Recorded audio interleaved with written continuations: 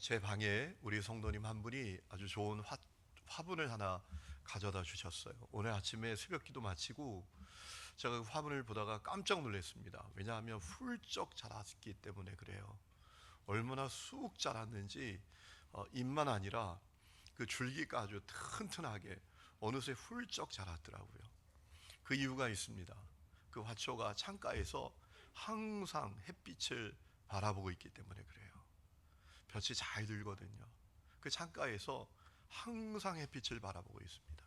언제나 햇빛을 바라보고 있습니다. 문득 그 화초를 보다가 어떤 생각이 들었는가 하면 우리 신앙생활이 그래야 되는데, 우리의 신앙의 순례가 그래야 되는데 라는 마음이 들었습니다. 언제나 주님을 바라보는 그 눈이 우리에게 있어야 되는데, 오늘 여러분은 그런 분들이십니까? 그것이 얼마나 중요한지를 오늘 우리가 읽은 시편 25장 말씀에서 보게 됩니다. 여러분, 시편 25장 말씀을 보면 마치 의도하기라도 한 것처럼 내가 주님을 우러러봅니다, 내가 주님을 바라봅니다 라는 이 표현이 처음에 중간에 끝에 다 나오고 있습니다. 자, 1절 말씀 보세요. 뭐라고 말합니까? 여호와여, 나의 영혼이 주를 우러러보나이다 라고 했습니다. 내가 주님을 바라본대요. 또 15절 말씀 보세요. 내 눈이 항상 여호와를 바라보면 내 발을 그 문에서 벗어나게 하실 것임이로다 라고 했습니다. 내 눈이 주님을 항상 바라본대요. 또 21절 말씀 보세요. 내가 주를 바라오니, 내가 주를 바라보오니 성실과 정직으로 나를 보호하소서라고 했습니다. 여러분, 이 시편 기자가 오늘 다윗의 시라고 제목이 붙어 있는데, 다윗은 언제나 주님을 바라본단 말이에요. 여러분, 이 표현 가운데 가장 마음에 와닿는 말씀이 15절 말씀이더라고요. 이렇게 되어 있죠. 내 눈이 항상 여호와를 바라보면 내 발을 그물에서 벗어나게 하실 것임이로다 라고 했습니다. 이 말씀을 세 번역은 이렇게 번역했더라고요. 잘 한번 들어보세요. 주님만이 내 발을 원수의 올무에서 건지는 분이시기에 내 눈은 언제나 주님을 바라봅니다 라고 했어요. 주님만이 나를 건져주시는 분이십니다. 그래서 나는 언제나 주님을 바라본대요. 여러분, 어떻습니까? 오늘 이 고백이 여러분의 고백입니까? 나는 언제나 주님을 바라봅니다. 이 고백이 여러분에게 있습니까? 여러분, 도대체 오늘 하루 무엇을 그렇게 바라보고 사셨습니까? 여러분, 무엇에 꽂혀서 살고 계십니까? 무엇에 주목하고 살고 계십니까? 유행입니까? 먹방입니까? 두쫑크입니까? 요즘 그게 또 유행이더라고요. 그래서 그거 먹어봤냐고. 그게 인사예요. 세상에. 우리 인사가 뭐여야 돼요? 오늘 주님이 주신 은혜는 뭐냐고, 오늘도 주님과 동행했냐고. 그게 우리의 인사가 되어야 될 텐데, 교회 안에 있는 사람들이 저 세상에 있는 사람들하고 똑같아요. 야, 집값 많이 올랐냐? 어디 가서 많이 먹었냐? 너 얼굴 좋아졌다. 뭐 먹고 사냐? 그럼 우리는 뭘 바라보고 사나요? 이 시편 기자의 고백, 다윗의 고백, 내 눈은 언제나 주님을 바라봅니다. 이 고백이 우리에게 있어야 하지 않겠습니까? 그러면 이런 질문을 우리가 해볼 수 있어요. 다윗은 왜 그렇게 주님을 바라보았을까요? 오늘 말씀을 쭉 보면 몇 가지 이유를 확인하게 됩니다. 원수가 그를 공격하고 있기 때문입니다. 자, 2절에 보면 자기 원수가 자기를 이기는 그 부끄러움을 당하지 않게 해달라고 하나님께 요청합니다. 원수가 자기를 이기고 승전가를 부르지 않게 해달라고 요청합니다. 다윗이 고백하는 원수가 누군지 구체적으로 잘 모르겠습니다. 하지만 오늘 말씀을 보면 그의 마음을 너무나 괴롭게 하고 고통스럽게 하는 그런 존재였다라는 사실을 확인할 수가 있습니다. 더욱이 19절 말씀 보면 그 원수의 숫자가 많대요. 한두 명이 아니래요. 19절 말씀 보세요. 내 원수를 보소서 그들의 수가 어때요? 많아요. 그리고 나를 심히 미워합니다. 원수가 한둘이 아니에요. 그 공격을 계속 받는 거예요. 그래서 주님을 바라본다 합니다. 또 이유가 있죠. 그가 너무나 곤란한 상황을 겪고 있기 때문입니다. 15절 말씀 보니까 자기가 빠져나갈 수 없는 그물에 걸려 있는 것 같은 상태에 있다고 말해요. 15절 같이 읽어보실까요? 15절 시작. 내 눈이 항상 여호와를 바라봄은 내 발을 그물에서 벗어나게 하실 것임이로다. 지금 아멘. 그물에 걸려 있어요. 여러분, 한번 그물에 걸리면 못 나가잖아요. 제가 어릴 때, 아주 어릴 때인데요, 이 할머니 댁 가면 강에 가서 이 삼촌들이 그물을 칩니다. 하룻밤 자고 가서 거두면요, 고기가 거기에 얼마나 많이 걸려 있는지 몰라요. 한번 딱 들어가면 못 나가는 거예요. 다윗이 그런 상황이에요. 지금 뭔가 알 수 없는 엄청난 그물에 걸려 있습니다. 곤란한 상황이에요. 이러지도 못하고 저러지도 못하고 너무나 곤란한 상황에 빠져 있다라는 것이지요. 17절, 그래서 마음에 근심이 가득하답니다. 내 마음에 근심이 많사오니. 근심이 가득하대요. 지금 어떤 상황인지는 몰라도 엄청나게 곤란한 상황에 빠져 있어서 주님을 바라보고 또 바라보는 거예요. 또 그가 너무나 외롭고 괴롭기 때문입니다. 16절 뭐라고 고백합니까? 주여, 나는 외롭고 괴로우니 내게 돌이켜서 나에게 은혜를 베푸소서. 주님, 나는 외롭습니다. 나는 괴롭습니다. 18절에 보면 그래서 자기가 당하는 환난과 공고함을 살펴달라고 하지 않습니까? 나의 공고와 환난을 보시고 주님, 나의 공고와 환난을 좀 살펴주십시오. 이렇게 고백할 정도로 지가 너무나 이가 괴롭고 또 외롭고 그런 상황에 처해 있기 때문에 주를 바라보는 거예요. 그런데 여러분, 우리가 가만히 말씀을 읽다 보면 어떤 생각이 드나요? 우리도 모르게 그런 마음이 나오죠. 다윗도 그랬구나. 다윗도 그랬구나. 이런 마음이 들지 않습니까? 우리가 살아가면서 수차례 원수 같은 사람들의 공격을 받기도 하고요, 도무지 빠져나갈 수 없는 그런 그물에 걸린 것 같은 상황도 맞이하게 되고요, 내 마음이 너무 외롭고 괴로운 그런 때도 수차례 우리가 맞잖아요. 그래서 우리가 살아가면서 너무 외로울 때가 있지 않습니까? 아니, 가족도 있고 친구도 있고 교우들도 그렇게 많은데 나 홀로 인생의 황량한 벌판에 서서 그저 서 있는 것 같은 그런 때가 우리들에게도 있지 않습니까? 중요한 것은 우리가 그때 주님을 바라고 있느냐라는 거예요. 여러분, 제가 사역을 하다 보니까요, 어렵다고 다 주님을 바라보는 게 아니더라고요. 고난이 턱 밑에 와도요, 아니 지금 우리가 보면 야, 저 사람 이제 끝날 것 같은데 이런 상황이 돼도 주님을 바라보지 않는 사람들이 많더라고요. 그저 한숨 쉬고 세상 원망하고 누구 탓하고 방황하고 그런 사람들이 많아요. 오늘 여러분은 항상 주님을 바라보는 분들이십니까? 언제나 주님만을 바라보는 분들이십니까? 여러분, 다윗이 그렇게 할 수 있었던 이유가 있는 것을 오늘 말씀을 쭉 보면 알게 됩니다. 그가 항상 주님을 바라볼 수 있었던 이유, 고난의 때에도 어떤 상황에도 언제나 주님만을 바라볼 수 있었던 이유가 있더라고요. 그는 주님을 의지했기 때문입니다. 여러분, 이전에 놓치지 말아야 될 말씀이 있어요. 나의 하나님이여, 내가 주께 의지하여 싸우니 나를 부끄럽지 않게 해주세요라고 했습니다. 내가 주님을 의지합니다. 의지하니 바라보죠. 의지하지 않으면 바라볼 리가 있나요? 의지하니까 바라보잖아요. 그렇잖아요.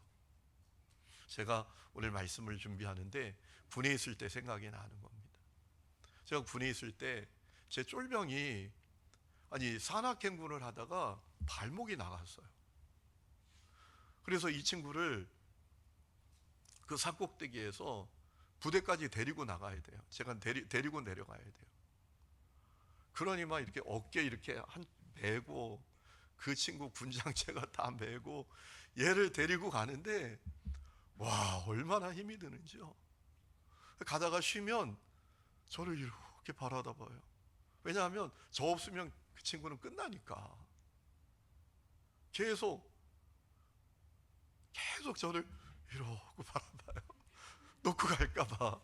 놓고 가지 않죠. 제가 명령받고 자기 데리고 내려가는데 계속 좀 쉬었다 가자 그러고 하면 저를 이렇게 바라보고 있어요. 놓고 갈까봐 그러나 봐요. 아니 너 혼자 와 그럴까봐 그러는지. 여러분 의지하니까 바라보는 것 아니겠어요? 다윗에게 주님은 확실히 의지할 분이셨어요. 얼마나 주님을 확실하게 의지했는지요. 주님을 의지하는 사람은 수치를 당하지 않을 것이라고 그는 확신 있게 선포합니다. 여러분 3절 말씀 다 같이 한번 읽어보실까요? 시작. 주를 바라는 자들은 수치를 당하지 아니하려니와 까닭없이 속이는 자들은 수치를 당하리이다. 아멘. 주님을 얼마나 의지하는지요. 뭐 잦은 꾀 온갖 술수로 살아가는 사람들은 결국 수치를 당하지만 주님을 의지하는 사람은 절대로 수치를 당하지 않는데요. 얼마나 주님을 확실하게 의지하는 것입니까? 여러분 다윗이 그렇게 하나님을 의지할 수 있었던 이유가 뭐예요? 그는 아마 살아가면서 경험했던 것 같아요. 하나님은 틀림없는 분이죠. 하나님은 변함없는 분이죠. 하나님 안 바뀌는 분이죠. 이 확신이 그에게 있었던 것 같아요. 21절이 이렇게 고백하잖아요. 내가 주를 바라오니 성실과 정직으로 나를 보호하소서. 내가 주님을 바랍니다. 내가 주님을 의지합니다. 그러니 당신의 성실과 당신의 정직으로 나를 보호해 주십시오 라고 했습니다. 여러분 다윗에게 하나님은 한결같은 분, 확실한 분, 절대로 변하지 않는 분. 여러분 세상에 얼마나 사람들이 변합니까? 그렇죠? 오늘 그냥 간쓸게 다 빼줄 것 같아도 내일 만나면 하고 가는 사람이 많잖아요. 그렇죠? 저는 목회하면서 얼마나 많이 경험하는지 몰라요. 막 말은 잘해요. 목사님 제가 힘이 되어 드릴게요. 목사님 제가 목사님 옆에 끝까지 있을게요. 그리고 얼마 뒤에 목사 때문에 상처받았다고 떠들고 다녀요. 사람은 의지할 게 못 돼요. 사람은 변해요. 어떤 자매가 그랬대잖아요. 아유 내가 그때 왜 그랬는지 모르겠다고. 왜 그랬더니 옛날에 사귀던 남자친구 논산훈련소에 입대할 때 쫓아가서 엉엉 울었잖아. 근데 지금 생각해보면 내가 왜 그렇게 울었는지 모르겠어. 그 남자친구가 얼마나 서운할까요? 사람 마음은 다 바뀌어요. 그런데 주님은 바뀌지 않는 것을 다윗은 알았던 거예요. 주님은 한결같은 분, 신실하신 분. 그래서 내가 주를 바라오니 성실과 정직으로 나를 보호하소서. 여기 성실이라는 단어가 어떤 단어인가 히브리어 원문을 찾아보니까 틈이라는 단어인데요, 완전한 이런 뜻이더라고요. 당신의 완전함으로, 당신의 완전함으로. 여러분 사람은 완전하지 않아요. 우리가 왜 그렇게 바뀌죠? 왜 그렇게 마음이 손바닥 뒤집는 것처럼 뒤집어지죠? 우리가 부족하니까 그런 거예요. 모자라니까. 그런데 주님은 모자라지 않으세요. 완전하세요. 또 정직으로 나를 보호하소서라고 했는데 이 정직이라는 단어를 요세르라는 단어더라고요. 올바름, 고든, 똑바름 이런 뜻입니다. 하나님은 틀림없는 분이세요. 이것을 다윗이 알았던 거예요. 그러니 주님을 의지하잖아요. 여러분 생각해 보세요. 이랬다 저랬다 하는 사람 의지할 수 있습니까? 그죠?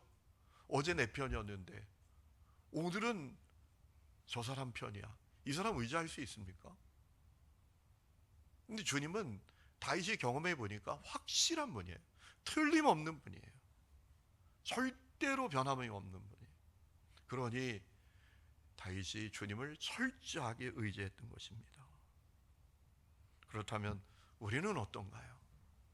우리는 철저하게 주님을 의지하는 사람인가요? 여러분 오늘 무엇을 의지하며 사시나요? 우리가 평생 의지한다고 하는 것이 헛된 것 아닙니까? 성경은 분명히 그렇게 하지 말라고 우리에게 말씀해 주셨잖아요. 우리가 너무나 잘 아는 말씀이죠. 시편 146장 3절에 귀인들을 의지하지 말고 도림이 없는 인생도 의지하지 말지니 그의 호흡이 끊어지면 흙으로 돌아가서 그날에 그의 생각이 소멸하리로다. 야곱의 하나님을 자기 도움으로 삼고 여호와 자기 하나님에게 자기의 소망을 두는 자가 어떻다고요? 복이 있도다. 헛된 걸 의지하지 말래요. 주인들도 대단한 사람도 의지할 것 없대요. 누구만 의지하라고요? 누구만? 주님만. 저는 이 말씀 가운데 야곱의 하나님을 자기의 도움으로 삼으며, 이게 그렇게 은혜가 돼요. 야곱이란 이름의 뜻이 뭐예요? 속이는 자, 사기꾼. 하필이면 이 시편 기자가 이스라엘의 하나님으로 자기 도움을 삼는 자가 복이 있다라고 하지 않고 야곱의 하나님으로 자기의 도움을 삼는 자가 복이 있다라고 했을까요? 사기꾼의 하나님을 자기 도움으로 삼는 자가 복이 있다. 이렇게 왜 썼을까요? 하나님 얼마나 좋은 분이신지, 의지할 분이신지. 사람은요, 내게 좀 도움이 되고 유익해야 상대해줘요. 내게 도움도 베풀어줘요. 그렇죠?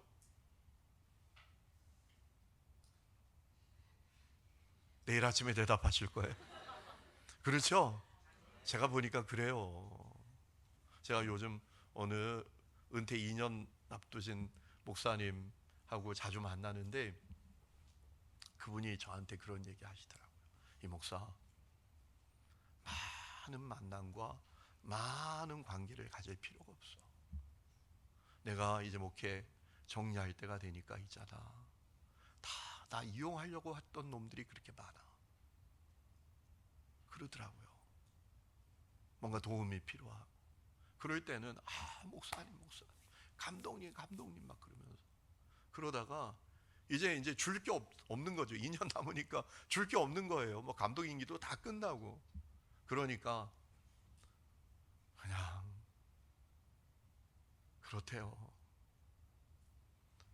여러분, 사람은 그런데 우리 하나님은 야곱의 하나님, 사기꾼 같은 사람에게도 하나님이 되어 주시고요, 속이는 자 같은 그 정말 형편없는 사람에게도 하나님이 되어 주시고 도울 자가 되시는 분이 우리 하나님이신 거예요. 여러분, 그런 분들이 되시기를 축원합니다. 오늘 말씀을 쭉 읽다 보면 다윗이 주님을 확실하게 의지했기 때문에 가졌던 태도, 모습이 있습니다. 두 가지 있더라고요. 첫 번째는 회개의 모습이 그에게 있었어요. 여러분, 다윗이 자기에게 어려운 상황이 지금 펼쳐지지 않습니까? 원수들에게 공격받고요, 또 정말 빠져나갈 수가 없는 것 같은 그물에 걸리고요, 또 정말 어려운 그런 위기와 괴롭고 외로운 그런 상황에 처하게 된 이유를 비단 원수들에게만 돌리지 않더라고요. 이 다윗이 참 대단하구나, 그런 마음이 들었습니다. 그러니까 무슨 얘기냐면, 잘 되면 내 탓, 안 되면 남의 탓, 이런 사람이 아니었더라고요. 다윗은요, 내가 지금 어려워진 상황이 나에게도 문제가 있었어. 그가 이것을 깨닫게 된 거예요. 그래서 주님께 나의 죄와 나의 허물을 용서해 달라고 그가 하나님 앞에 회개하는 모습을 오늘 말씀 가운데 보지 않습니까? 여러분, 11절 말씀 보세요. 여호와여, 나의 죄악이 크오니 주의 이름으로 말미암아 사하소서라고 했습니다. 자기의 죄가 작아요, 커요? 커요. 다윗에겐 자기 죄가 큰 게 보이는 거예요. 18절에도 나의 궁가와 환난을 보시고 내 모든 죄를 사해 주십시오. 이 어려운 상황이 비단 남의 탓, 남 때문에만 일어난 게 아니라 내 죄와 내 허물 때문에 일어난 것이기도 하다라는 이 마음을 다윗이 가졌어요. 그래서 주님 앞에 회개하는 거예요. 다윗은 적어도 자기의 의로움을 자신하지 않았어요. 자기의 의로움만 내세우고 다른 사람을 탓하고 정죄하는 교만한 사람이 아니었습니다. 그래서 하나님께, 하나님, 나의 죄와 허물을 용서해 주십시오 라고 기도해요. 정말 다윗이 대단했던 건요, 7절 말씀이에요. 자기가 젊었을 때 지은 죄의 허물까지도 용서해 달라고 기도해요. 여러분, 7절 말씀 같이 읽어보실까요? 시작. 여호와여, 내 젊은 시절의 죄와 허물을 기억하지 마시고 주의 인자하심을 따라 주께서 나를 기억하시되 주의 선하심으로 하옵소서. 아멘. 아멘. 자기 젊을 때 지은 죄와 허물까지도 하나님 앞에 회개하는 거예요. 젊을 때 뭐 다 그럴 수 있지, 이렇게 가볍게 여기지 않았던 거예요. 이가 얼마나 하나님 앞에 철저하게 회개하려고 했는지, 거룩해지려고 했는지 알 수 있는 고백이에요. 여러분, 다윗은 하나님을 의지했기 때문에, 하나님을 분명히 믿고 의지했기 때문에 회개도 할 수 있었던 거예요. 여러분 생각해 보세요. 하나님 잘 믿어지지도 않아, 하나님 별로 의지하지도 않아. 그 사람 무슨 회개를 합니까? 하나님 두렵습니까? 하나님 믿어지지도 않는데 그분께 무슨 회개를 합니까? 하나님이 시퍼렇게 살아계신 것이 믿어지고 그분이 나에게 주신 놀라운 은혜가 믿어지니까 하나님 앞에 회개도 하는 거죠. 여러분에게 회개의 생활이 있는지 잘 점검하셔야 돼요. 우리에게 회개의 생활이 있다는 것은요, 내가 하나님을 진짜 믿고 진짜 의지하고 있다는 증거입니다. 회개의 생활이 없다는 것은 사실 문제가 있는 거예요. 하나님을 분명히 믿지 않으면, 하나님 분명히 의지하지 않으면 회개의 생활이 있기가 어려워요. 믿어지지도 않는 하나님한테 뭘 회개합니까? 여러분, 다윗이 얼마나 하나님을 믿고 의지했는지 우리가 확인할 수 있는 말씀이죠. 오늘 이 다윗의 고백을 통해서 아주 중요한 사실을 우리가 깨닫게 됩니다. 아, 회개도 하나님을 믿고 의지할 때 할 수 있는 거구나 라는 거죠. 여러분, 여러분에게 회개의 생활이 있기를 주의 이름으로 축원합니다. 우리에게 회개의 생활이 있다라는 것은 하나님을 진짜 믿고 의지한다는 증거예요. 그래서 다윗은 회개해요.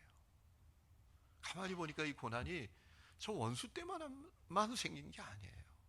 자기의 죄와 허물이 큰 거예요. 그게 보여서 주님 용서해 주세요, 깨끗이 지워주세요 라고 고백했던 것이죠. 그가 하나님을 의지했기 때문에 가졌던 또 하나의 태도가 있어요. 뭡니까? 주님, 나를 가르쳐 주시고 나를 인도해 주세요, 이 고백을 했어요. 이게 진짜 회개죠. 그렇죠? 여러분, 다윗은 자기의 죄를 회개하는 것으로 그치지 않았습니다. 회개하고 하나님, 다시 죄 짓지 않는 길로 나를 인도해 주시고 다시 죄 짓지 않는 그 가르침을 나에게 주세요, 이렇게 고백을 합니다. 4절 말씀 보세요. 여호와여, 주의 도를 내게 보이시고 주의 길을 내게 가르치소서라고 했습니다. 5절에도 주의 진리로 나를 지도하시고 교훈하소서, 주는 내 구원의 하나님이시니 내가 종일 주를 기다리나이다 라고 했습니다. 8절에도 여호와는 선하시고 정직하시니 그러므로 그의 도로 죄인들을 교훈하시리로다 라고 했습니다. 여러분, 다윗은요, 회개하고 눈물 찔끔 흘리고 그냥 내 마음대로 살고 내 뜻대로 살고 이런 인생이 아니었단 말이에요. 진정한 회개가 뭐냐라는 사실을 이 다윗의 고백을 통해서 알 수 있어요. 진정한 회개는 뭐냐 하면, 회개한 다음에 주님, 이제 가르쳐 주세요. 주님, 내가 다시 죄 짓지 않는 그 가르침을 나에게 주시고요, 그 길로 나를 인도해 주세요. 고백하면서 인생의 주도권을 주님께 넘겨드리는 것이 진짜 회개구나라는 사실을 이 다윗이 우리에게 가르쳐 주는 것입니다. 여러분, 다윗은 얼마나 참 이 한 절 한 절 그냥 한참 읽고 묵상하고 그러면 이 오늘 25장 뭐 시편 전체가 그렇지만 참 주옥 같은 고백이구나라는 사실을 깨닫게 되는데요.